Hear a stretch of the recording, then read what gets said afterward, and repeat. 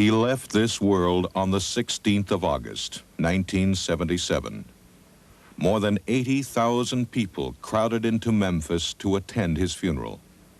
They wept as the white limousines and hearse traveled to Forest Hill Cemetery.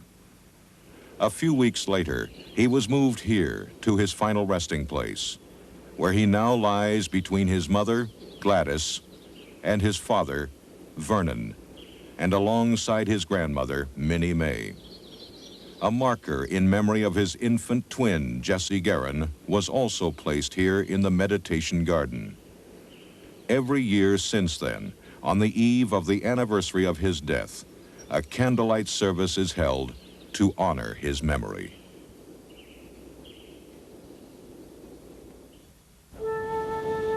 Over the years, thousands upon thousands of people from all walks of life, from all 50 states, and almost every foreign country have stood at these gates for hours and days at a time, hoping to catch a glimpse of the man who lived within these walls.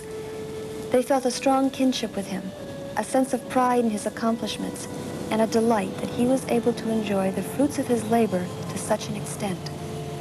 They also took pleasure in the fact that he represented the American dream, and that it was still very real and possible to attain. He gave them that, and he gave them a great deal more.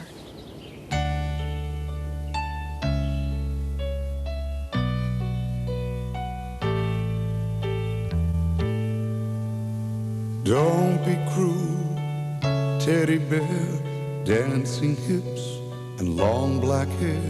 Old friend, you crossed my mind today.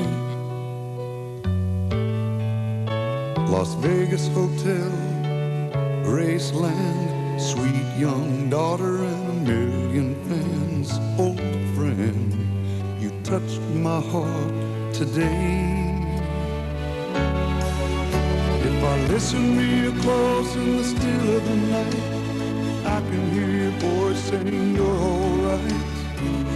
Close my eyes, open my soul, touch the king of rock and roll, old friend. It's good to feel you once again. You shook us all up, you loved us tender, caught us in a trap, we all surrendered on. Oh yeah, loving you. Don't, baby, treat me nice. I'm falling in love with you. I can sit down, put your records on. 7 sad years are suddenly gone. God, you were young, it doesn't seem fair. Would you be here if I could have been there? Oh, friend, my heart's crying once again.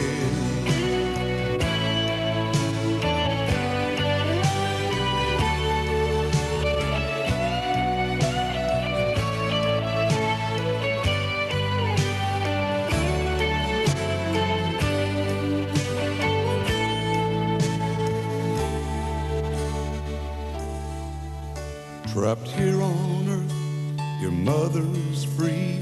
The lonely pain we refuse to see. Old friend, you touched my heart today. Oh, old friend, I'm missing you once again.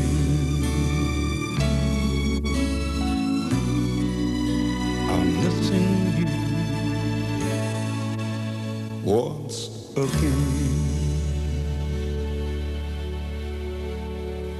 Hello, I'm Priscilla Beaulieu Presley, and I'm very aware of what Graceland has come to mean to so many people throughout the world. It's a tangible link to the man that they loved and admired through the years. And as an executive of his estate, it was my feeling that Graceland should be open to the public so they could share in his accomplishments and have a clearer understanding of not only the legend, but of the man himself. As you travel this road leading to the main house, there is very little to indicate that this was the home of a poor country boy from Tupelo, Mississippi, who, with remarkable instincts and a God-given ability, was able to define a whole new era of American music. This is Graceland. Since 1957, the home of Elvis Aaron Presley. Although it has become a symbol, a museum, and to some people, a shrine, it is still first and foremost the place where Elvis lived, laughed, and shared good times with his friends and family. In other words, it was a home, in the best and truest sense of the word. I'm happy you can join us now as we make our own private tour of Graceland. And I'm pleased to be able to act as your host for this hour and contribute some insights into the life and career of this living legend named Elvis Presley. We're in the main hallway, the first thing that you see when you enter the front door. This and everything else in the house has been restored to its original condition wherever possible. This is the decor and the furnishings that were used 18 of the 20 years that he lived here. Elvis bought Graceland in 1957, just a few short years after his career began to skyrocket on a national basis. Now, can you imagine the sense of gratification he felt? This young man in his early 20s, who'd been laughed at and scorned for his musical tastes and ambitions, to be able to sit down and write a check for $100,000 cash and purchase his southern mansion. It wasn't only the fact that he now owned a large house and nearly 14 acres of land that pleased Elvis so much. It was also nice to know he had purchased a piece of history, a property that had been in the previous owner's family for generations. You might say it gave him instant respectability. Elvis bought Graceland from a woman named Mrs. Moore. The estate was named after Mrs. Moore's great-aunt, Grace. And during the 20 years that Elvis called this home, he made many improvements, some of which you'll see as we travel through the house and grounds. In order to really comprehend what this house meant to Elvis and to me when I lived here, I think it's important to put it all into some kind of perspective. Elvis was born in Tupelo, Mississippi, in a 30 by 15-foot shack. Elvis's mother, Gladys, had the normal aspirations for her son, that he should grow up healthy and eventually have a steady, well-paying job with the possibility of a pension at the end of the road.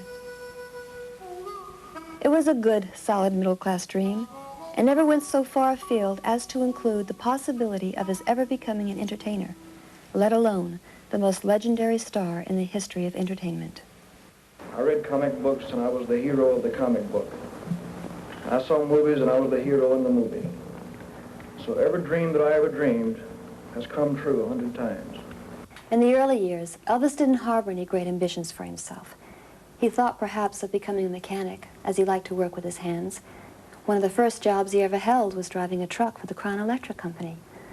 It was in that truck that he first drove to Sun Records in Memphis to record 2 songs to give his mother for her birthday, My Happiness and That's When Your Heartaches Begin, both originally recorded by the Ink Spots. When I was working for Sam Phillips, one of the services we offered was a general recording service, which gave the public an opportunity to literally come in off the street and make a record of anything they wanted to. $3 one side, $4 two. One day, a very strange-looking young man with sideburns came in and said he wanted to make a record for his mother. I believe he said for his mother's birthday. Sam wasn't there at the time, so I decided to cut the record for him myself.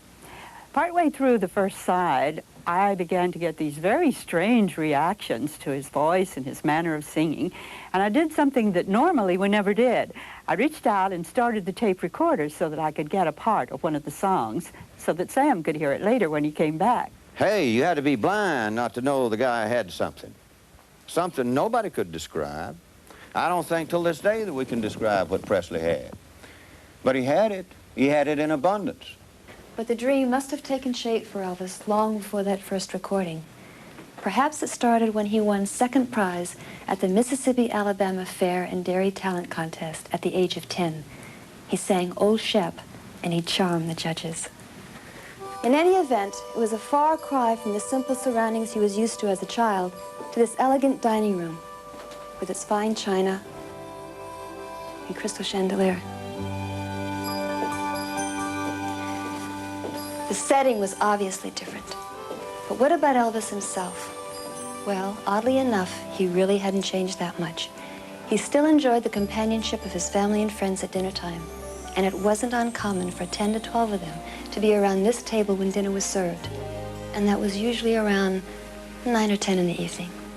My clearest memories are of this room around Christmas time. There was always a very large tree set up in front of the window over there, and everybody would help decorate it. Well, I take that back.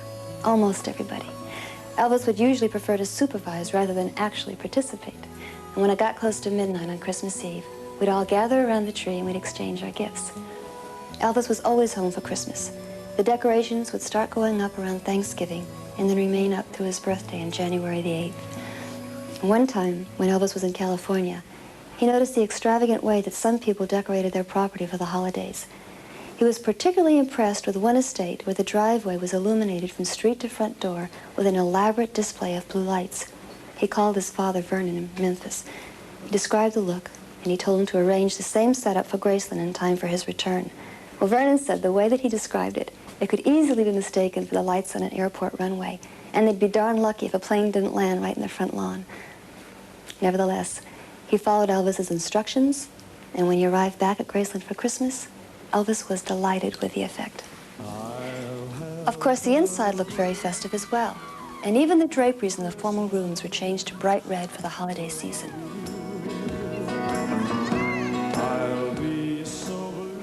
You know, Elvis had remarkable hearing, and once before Christmas, he overheard the guys speculating about the size of their customary Christmas bonuses. As a joke on Christmas Eve, he presented them each with envelopes containing $5 gift certificates to McDonald's. I opened my little envelope, and I couldn't believe what I was seeing, because this is the first time this had ever happened with Elvis. And I sort of did a double take, and I looked at him, and he looked at me, and I kind of froze.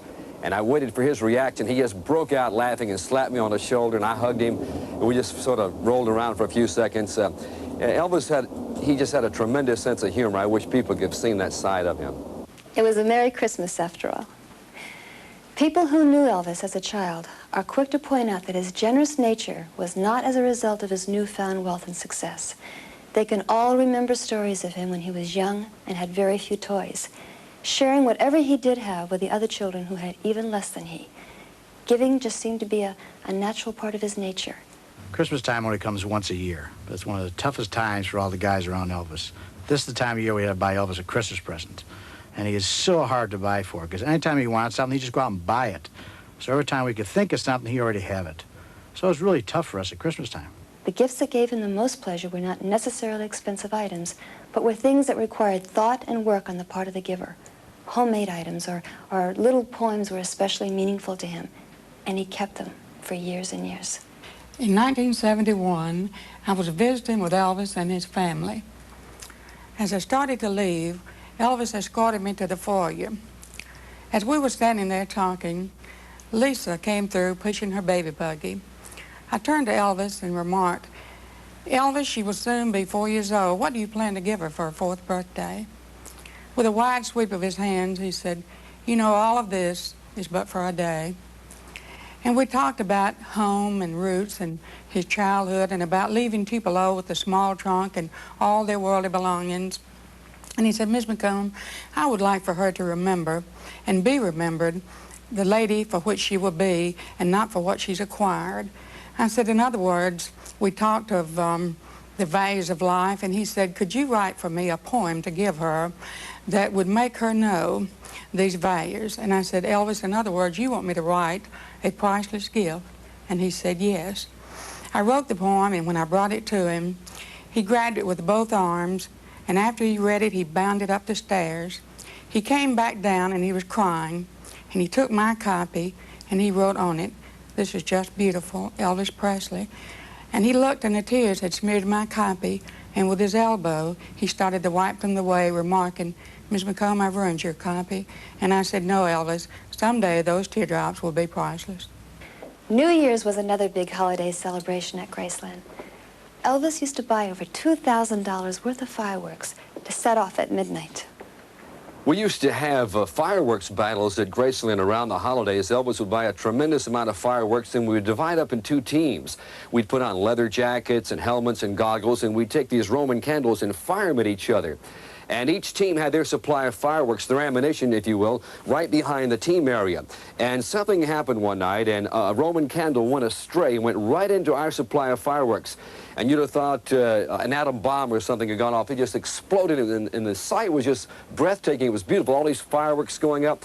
And I said, Elvis, isn't that great looking? And he said, it ought to be, GK. It cost me $2,000. This is the living room, and this is the famous 15-foot couch that was especially custom-made just for this room.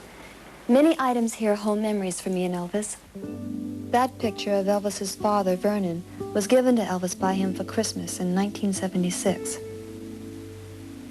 And this portrait of Elvis, which used to hang in Vernon's office behind his desk, was made when Elvis was about 22 years old, just about the time he bought Graceland. In addition to these paintings, there are many others throughout the house. Most of them were placed here when Graceland was open to the public.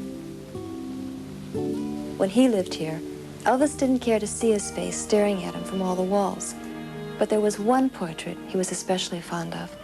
I was painting in my studio one afternoon at Caesar's Palace, and I was looking over my shoulder, and I thought I saw Elvis Presley. And I did a quick double take. I looked, and it really was Elvis. And he told me that he had seen a portrait that I had recently done of Johnny Mathis, and he wanted one. And of course, I was super delighted. We set up an appointment for a couple of days later. And as the day arrived and Elvis came walking through the casino, I said, Elvis, that's all I needed. I just needed to see you just walking across the casino. And he said, oh, wow, I just gave the band the whole day off. And about a week later, I was horseback riding, and I got this call from the security guys at the studio, and they said, Elvis is here, and he wants the portrait. And there was a little problem with not having the amount of cash or something, and I said, oh, come on, we got to let him have the painting, but it's not quite finished. And he said, Elvis said it's exactly the way he wants his painting to look. The portrait was of a secure, confident superstar at the height of his powers. It was a different Elvis Presley that occupied this house back in 1957. Then he was just on the brink of a career that was to become the talk of the entertainment world. That's All Right Mama was a hit in Memphis, Tennessee overnight. When I got on the road to try to convince the people that we hopefully had something a little different, it was a little different story. Headed for Shreveport, Louisiana, didn't get too favorable results from the stations and the people that I knew at the stations in Shreveport. The same was true in Houston, Texas. And left Houston, Texas one Sunday night in a dust storm, got to Dallas, Texas Monday morning. And the counter girl there, Alta Hayes, for Big State Distributing Company, met me, and I looked apparently down, and she said, what in the hell's wrong, Sam? And I said, well, I'm not convinced that I've convinced anybody that we may have a record that could sell some records. And she said, well, I got news for you. I've got the record, I got the sample, and you can believe me, you have got a record that's going to sell. And I think it's going to be a hit, and I'm going to see that every jukebox operator gets a copy if I have to sneak them in the pile of records that they buy.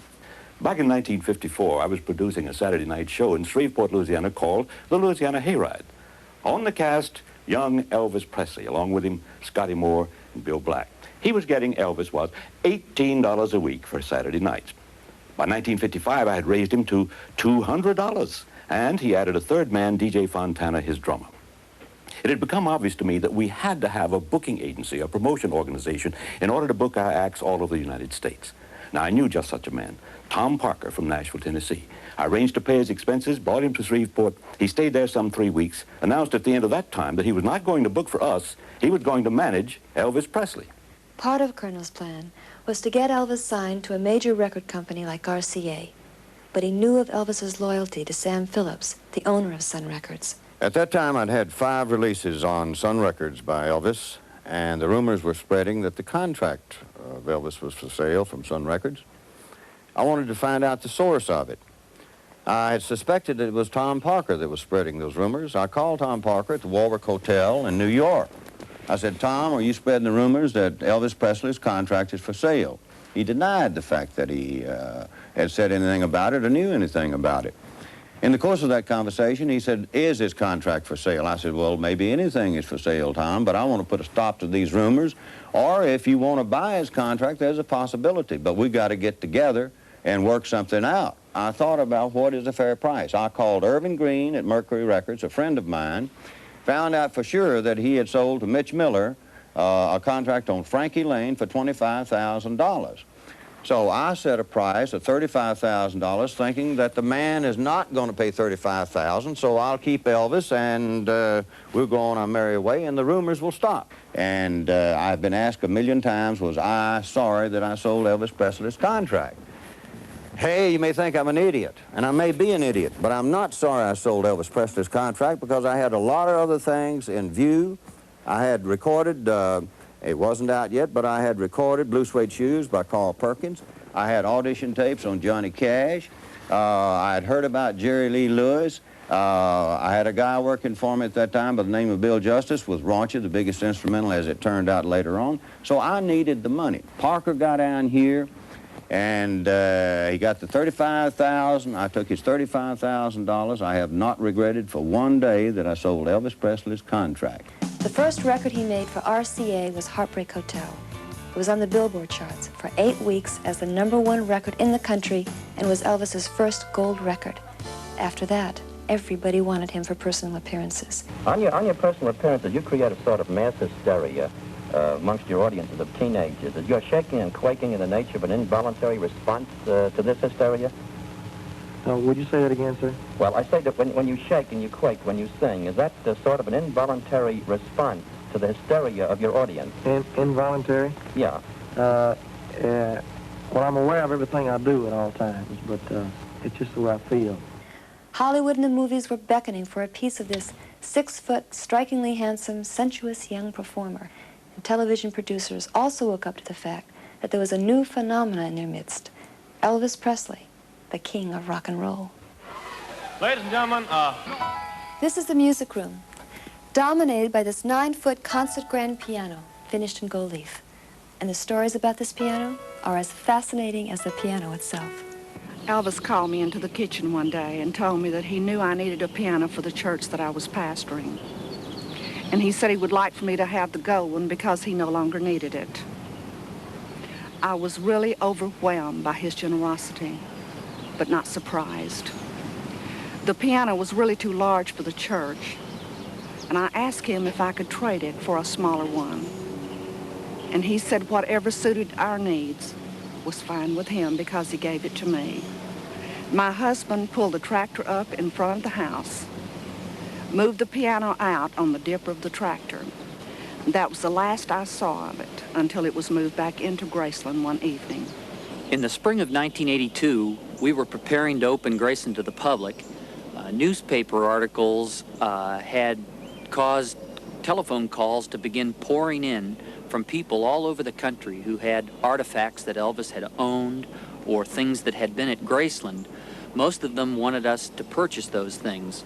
We even had a call from a woman who wanted to know if we were interested in buying x-rays of Elvis's teeth. So amongst all those calls one day, a gentleman here in Memphis called and told us that he had the gold piano that had been at Graceland.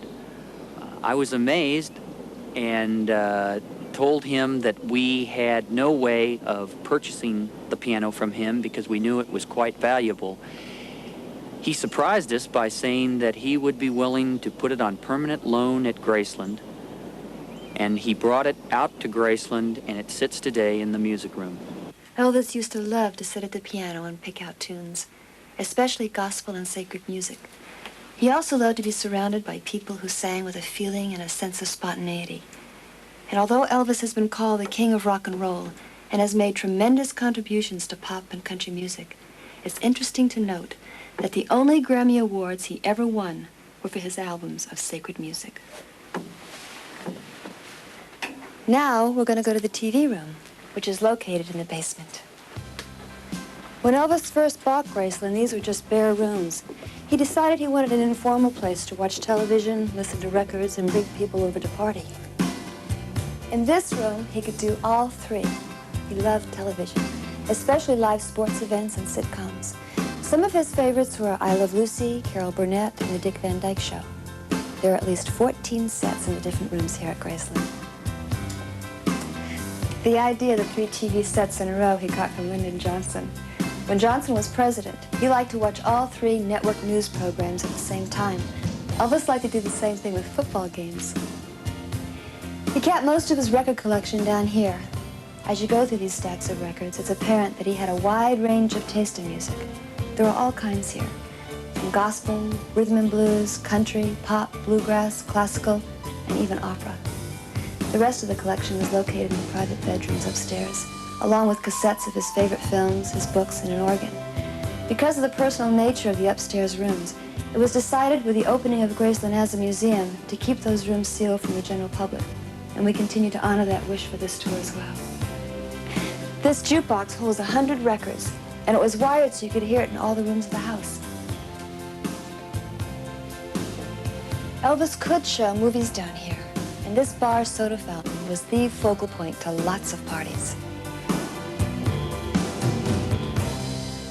In the early 70s, Elvis and I were flying back from Los Angeles to Memphis, and he started talking about his desire to have some sort of logo or symbol to represent his philosophy of life and business.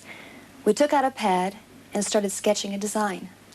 By the time we landed, we had it completed. It was the 3 letters TCB, which stood for Taking Care of Business, and a lightning bolt, which stood for In a Flash. It was first made into a necklace, and then Elvis had some made up with the letters TLC for the ladies, meaning tender, loving care. But the TCB with a lightning bolt became his signature, and he placed it on many items, from this ring to the tail end of the Lisa Marie. Elvis's private plane had many wonderful stories connected to it.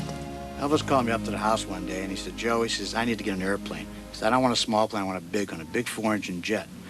So not knowing anything about airplanes, I called this broker in Los Angeles, and he said, the best place to go for those kind of planes would be down in Tucson, Arizona. They're all stored down there. So I catch a plane, fly down there, meet a salesman down there, and he shows me all these airplanes. And I see this 8-seater Convair. It was a gorgeous airplane. So I called Elvis up, and I said, Elvis, I found a nice plane. I think you should come down and see it. He said, Joe, he said, I don't want to see it. He says, I'll take your word for it. If you like it, go ahead and buy it. So he bought the Lisa Marie for $250,000. He then spent another $600,000 having it customized. And when it was completed, he hired a crew of 4 to be on permanent call November of 1975. In the early days of his career, Elvis had a fear of flying, so he preferred to drive to his engagements, and later he got his own bus. But once he got the Lisa Marie and he felt comfortable with the crew, he took great pride and pleasure in the aircraft. Sometimes, on the spur of the moment, he would gather up a group of people and just fly over Memphis, showing them the city from the air. And I remember once on our daughter's birthday, he flew the plane to Los Angeles and then took her to Las Vegas to celebrate. Although the aircraft served an important function enabling him to fly over 3,000 miles at a time without refueling, it was also an expensive toy to him, and he enjoyed that aspect of it probably more than the practical side. I guess the best story to illustrate that concerns the now famous Memphis to Denver food run. One night late, about 1 o'clock in the morning, when I got a call from the mansion asking me if we could get the aircraft ready to leave for Denver within an hour. And of course, I got the crew ready, filed a flight plan, and in about an hour and a half, the people came out to the aircraft with Elvis, and we were on our way to Denver. And en route, I asked one of the people there what we were going out there for. And he said, we're going out there for peanut butter sandwiches. And I said, oh, yes, we're going out for peanut butter sandwiches. And when we arrived in Denver, the limousine pulled up next to the aircraft. The man got out with big silver trays, and sure enough, there were peanut butter sandwiches. And Elvis insisted that the crew have some of his famous peanut butter sandwiches. And I'm not much one for peanut butter sandwiches, but of course, I had to say it was the best peanut butter sandwich I ever had. In February of 1984, the Lisa Marie came back home to Memphis for the final time. Instruments had to be found from across the country to make it airworthy enough to fly it from Fort Lauderdale to Memphis. The FAA had to grant a special ferry permit. And once it arrived in Memphis, the tail section and 30 feet from each wing had to be temporarily removed to get it through the streets of the city. A parade and marching bands led the aircraft back to its rightful home, where it now stands, freshly painted and right across the street from Graceland. Though it might not have seemed like taking care of business in a flash, the business was taken care of. And now millions of fans can view the Lisa Marie when they come to visit Graceland.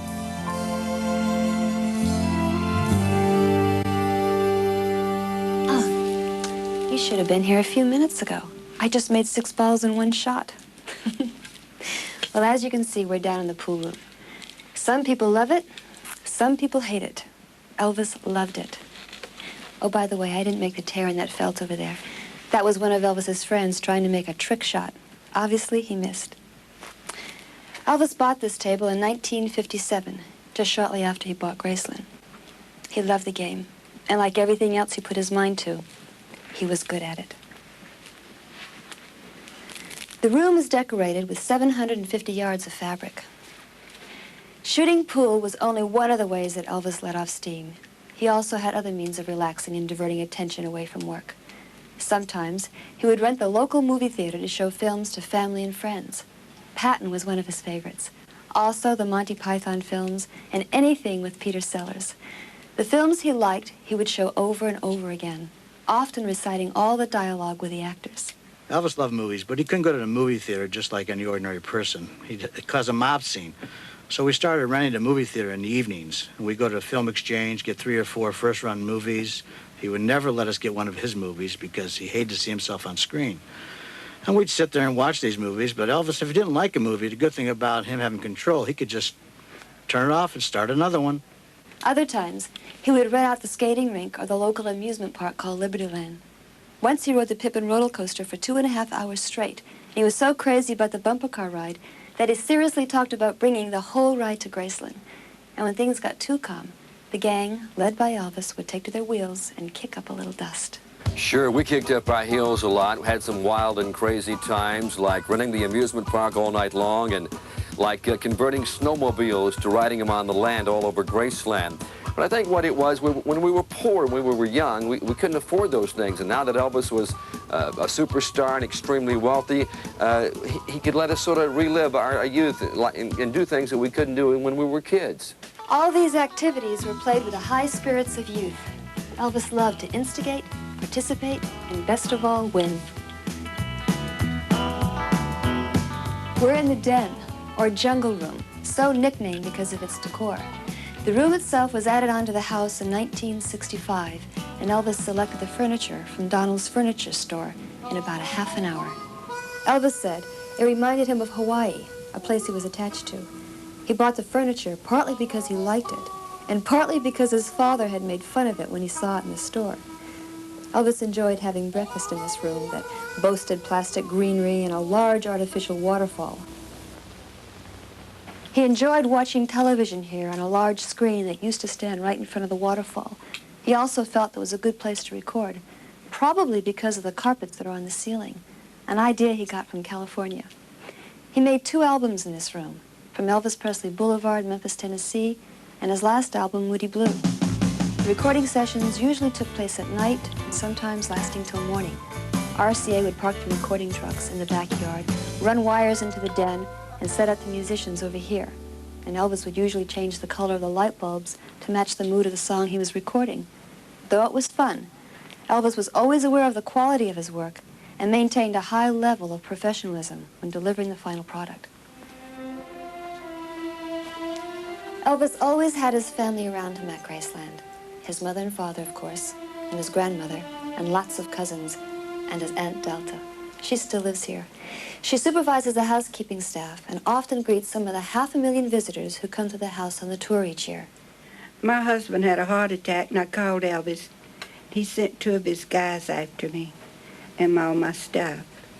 And I've been living here ever since 1967. And that's Edmund, that was Elvis's dog. But he kindly adopted me, so after Elvis died, I've I'm taking care of him. And Elvis was a very special person. He never turned no one down that was in need. He was a loving and caring person for everyone that he came in contact with, and most everyone loved him. One of the reasons that Elvis loved Graceland was because it could fulfill his dream of being surrounded by all kinds of animals. Over the course of 20 years, there was a regular zoo here, including a turkey named Bowtie. There were peacocks, minor birds, parrots, mules, guinea hens, ducks, monkeys, and of course the famous chimpanzee, Scatter. Scatter had a definite mind of his own, and he also loved to chase the ladies. Elvis was so fond of him that he built him a house out back, complete with heat in the winter and air conditioning for those hot summer days. Everybody knows how attached Elvis would get to his pets, and if one of them happened to pass away while Elvis was on the road, they would try to keep the news from him for as long as they could.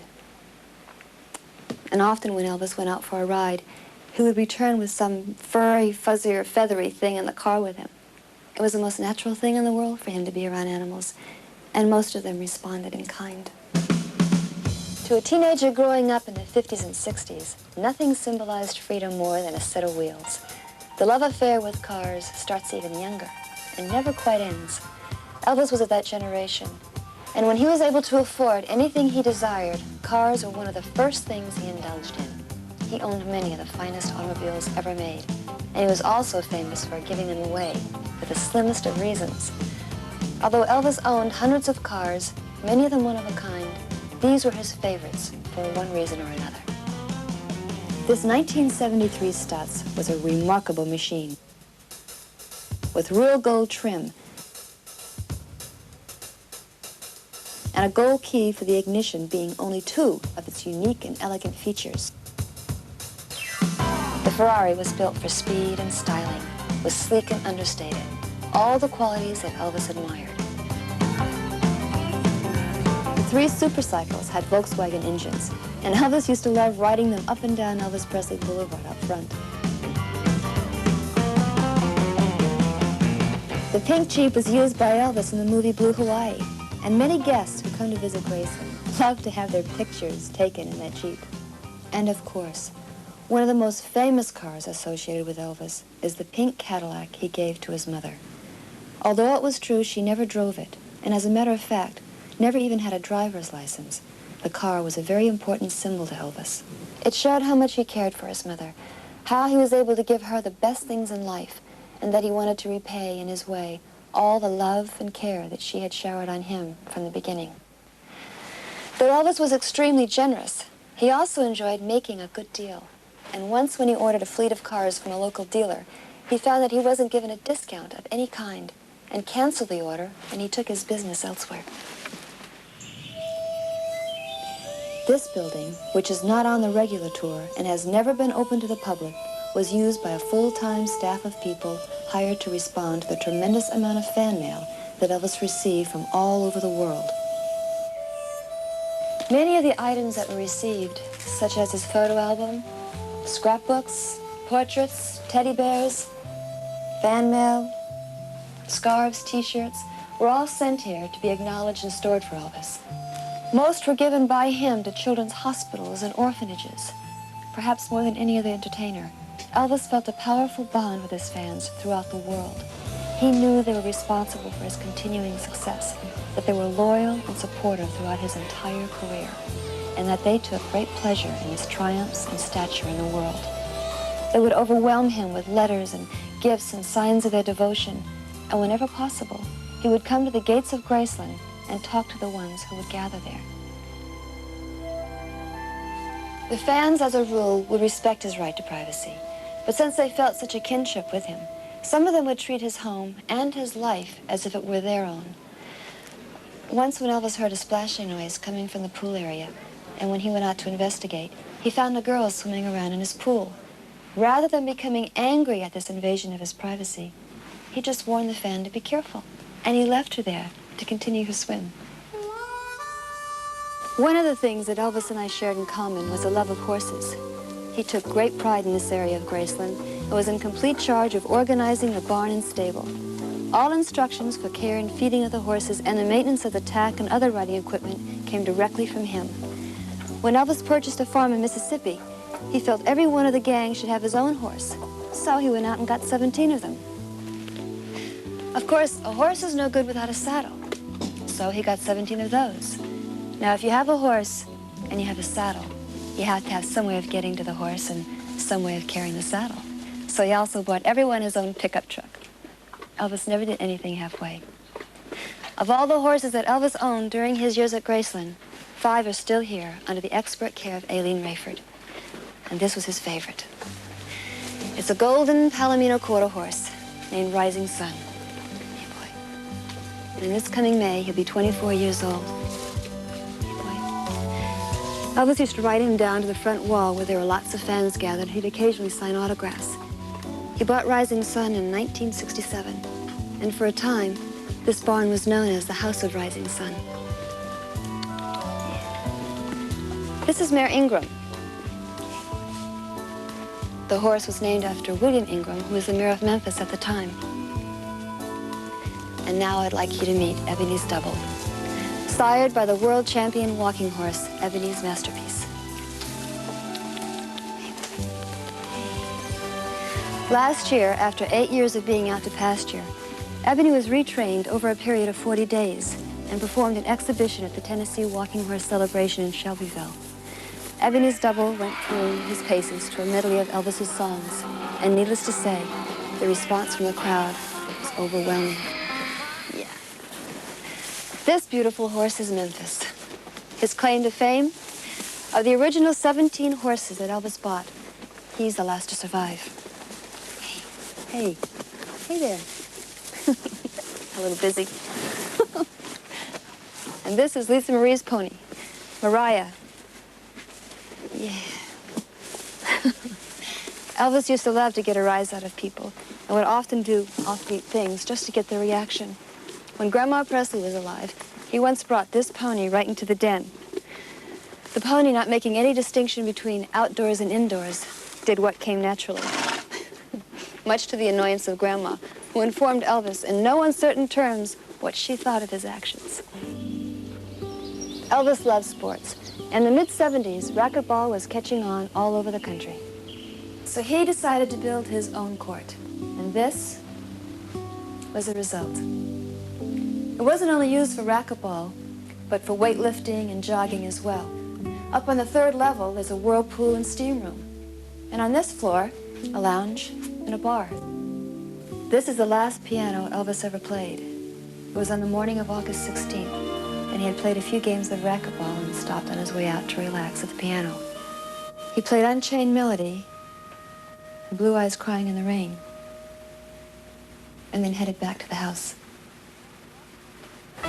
The racquetball court itself was constructed in 1975 and provided Elvis with countless hours of pleasure and wholesome head-to-head competition. He was even toying with the idea of opening a chain of franchise racquetball courts all across the country, but never had the chance to put his plan into action. Though the outside of the building has remained basically the same, the room where the racquetball court was located has been converted into a theater, where millions of fans can come and see a short film of his phenomenal career. We're fortunate to have this legacy for generations to share, who never saw Elvis in person, and for those who want to rekindle the fond memories that they still hold. I would like to welcome you to All the talk in the world will not come close to giving you the feeling of just how great an entertainer Elvis was. And it's equally true that there is no possible way to measure his position in the world of music without turning to this building right here. It was originally a large patio that housed one of Elvis's hobbies, a slot car racing track. Elvis and I were married in Las Vegas, but we had a second reception here in 1967. And then it was enclosed and used as a trophy room and a storage area.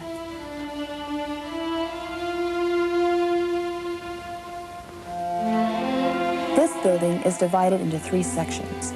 The first gives some indication of Elvis's life and career, beginning with his birth certificate, family pictures, and memories of life back in Tupelo, Mississippi, his birthplace.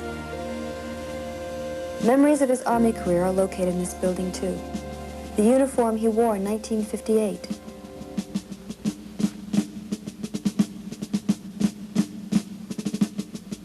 stacks of petitions from fans trying to persuade the government not to draft Elvis.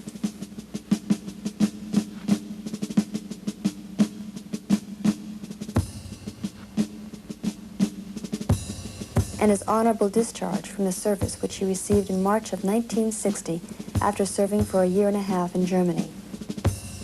Elvis could very easily have been assigned to the Special Services branch of the Army. He could have spent his military time entertaining the troops as lesser-known performers have done. But he chose instead to be treated like every other inductee, and for that, he gained the admiration of the other soldiers with whom he served. It was while Elvis was stationed in Germany that we first met. After his discharge, he returned here to Graceland to resume his career and to once again enjoy his freedom and pleasures of civilian life. Well, Elvis, now you're really home. How does it feel? It's pretty hard to describe, I'll tell you. It's hard to get used to, you know. I mean, I've been looking forward to it for 2 years, and all of a sudden, here it is. It's not easy to adjust to it. Are you going to keep Graceland?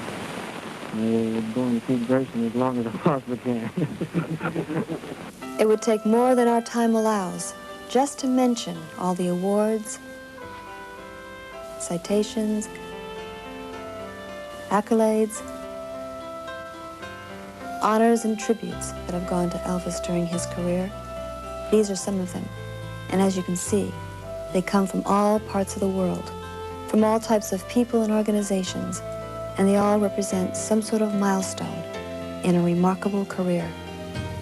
This is called the Hall of Gold, and the reason is obvious. It is the most impressive display of music awards ever assembled. According to most recent statistics, as of 1984, Elvis Presley is officially responsible for the sale of over 1 billion records, more than any other single artist or group in the history of the recording industry. What these platinum and gold albums and singles lining the walls of this room represent is a career that spanned nearly a quarter of a century. And the record awards cover not only rhythm and blues and popular music, but cross over into country, gospel, and rock and roll as well. He was the first performer to ever break down so many musical boundaries and succeed in such a variety of styles. Another interesting fact about his career is that although many of these awards were for extraordinary sales in foreign countries, Elvis had never toured outside of North America, and his records were never translated into other languages. One time we were coming back from Hawaii, we just finished a show there, and we were on a commercial airlines, we were in the first class section. And the stewardess in the first class section told us there's a young group in the back called the Young Americans. They just did a show there too. So Elvis, being the way he was, decided to go back and talk to these young entertainers. And ended up, before you know it, they were all singing together back there, entertaining the people in the coach section. Well, it was a 4 and 5 hour flight, so we got to know each other pretty well. And this one young boy on the plane kept looking at Elvis's hand, and Elvis had this gorgeous diamond ring on. And this young boy said, one of these days I'm going to be able to afford a ring like that. Elvis said, you don't have to wait any longer. Reached over, pulled his ring off, and gave it to this young boy. The young kid was in shock. I mean, it was amazing. It's thrilling to see those kind of things. About a week later, I get a phone call from the Beverly Hills Police Department. They've got a young boy telling a story that Elvis gave him this beautiful diamond ring. He went to have it appraised at a jewelry store, and they arrested him. And I said, no, Elvis gave him the ring, and that's just the way Elvis was. Though Elvis was a very generous person, he never enjoyed his giving as much as when it went for charitable causes. Every year at Christmas time, he would show up with a large check to help in the work being done by 50 different local charities. One year, the grateful recipients designed this massive plaque as a way of thanking Elvis for never forgetting the needy and the less fortunate. Elvis was very proud of this, and it now has this honored place in the Hall of Gold. Most of us are very fortunate to have a shoebox full of souvenirs and remembrances for our careers. But Elvis was one of those rare people who, because of what he did and who he was, had enough reminders of his achievements to fill many rooms this size. These walls hold some of his prized possessions, and along with each item is a story. The stories, when woven together, form a tapestry of fame, fortune, success, challenge, perseverance, simplicity, and devotion. That is the basis of the legend known as Elvis Presley. Also on display in this room are the symbols of his remarkable career. The letters from presidents and heads of state, his costumes, his gun collection, jewelry, and badges. For a long period of his life, Elvis had become a collector of police badges. It started here in Memphis when he became a deputy sheriff. Sometime later, he became chief deputy, and my brother was elected sheriff a year or so after that chief deputy badge. He called my brother one night and said, Billy Ray, I'd like to come over and talk to you. I have some business to talk to you about. So my brother said, sure, come on over. Elvis got there and said, you know, I've been chief deputy now for a year and a half. I feel like I've done a good job, and I want a promotion. And my brother said, well, I'm the elected sheriff. That's the only thing, that's my job. And Elvis looked at him and said, you wouldn't want me to run against you, would you? And so my brother laughed and handed him his badge, and Elvis became the sheriff of Memphis. No less important are portraits done by fans, gifts, scripts from his phenomenally successful movie career, symbols of triumph and symbols of worlds left unconquered. Elvis was a showman in the best sense of the word. He always gave his audience more than simply music. Part of the overall effect of an Elvis Presley performance was due to the very theatrical costumes he had designed for each outing. Great care went into the design, choice of fabric and color, and the accessories that complemented each outfit. Bill Ballou was Elvis's designer, beginning with a 1968 comeback television special. Bill was told by the people who were putting the show together that they wanted a look that would capture some of the feel of the time when Elvis had first started out. That was the early 50s, the rebel without a cause period of James Dean, and the time of young Marlon Brando and the Wild Ones. That was the effect they wanted, but done in contemporary style. Elvis performed in this black leather look that Bill designed that became so identified with the show. For the 1973 Aloha from Hawaii special, the assignment from Elvis was to create something that said, America. Outside of the flag, the first thing that came to Bill's mind was the American eagle, and he designed the spectacular cape. The first cape was calf-length, and it proved too cumbersome for actual performance. So another one was hastily made of the same color and design, only hip length, which made it much more practical. At the end of the television show, Elvis tossed the cape out to the audience, and no one knows for sure who now has the cape. But the one on display here was the original calf-length cape and jumpsuit designed for that historic occasion.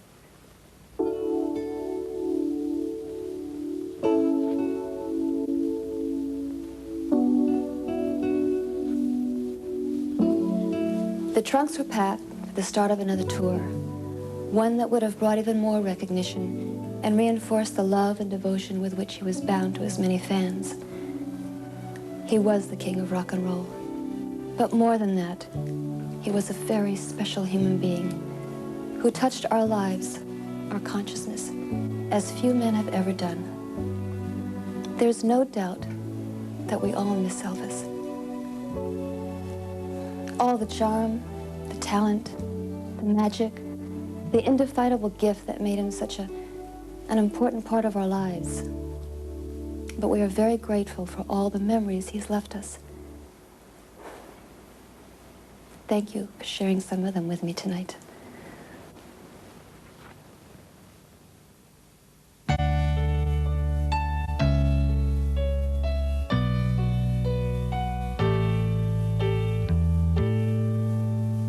Don't be cruel, teddy bear, dancing hips and long black hair. Old friend, you crossed my mind today. Las Vegas Hotel, Graceland, sweet young daughter and a million fans. Old friend, you touched my heart today. If I listen real close in the still of the night, I can hear your voice saying you're alright. Close my eyes, open my soul, touch the king of rock and roll.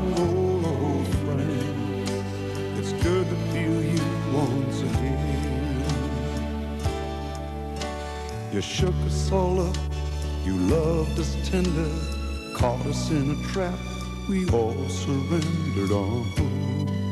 Oh yeah, loving you. Don't, baby, treat me nice. I'm falling in love with you. I can sit down, put your records on. 7 sad years are suddenly gone. God, you were young, it doesn't seem fair. Would you be here if I could have been there? Oh, friend, my heart's crying once again.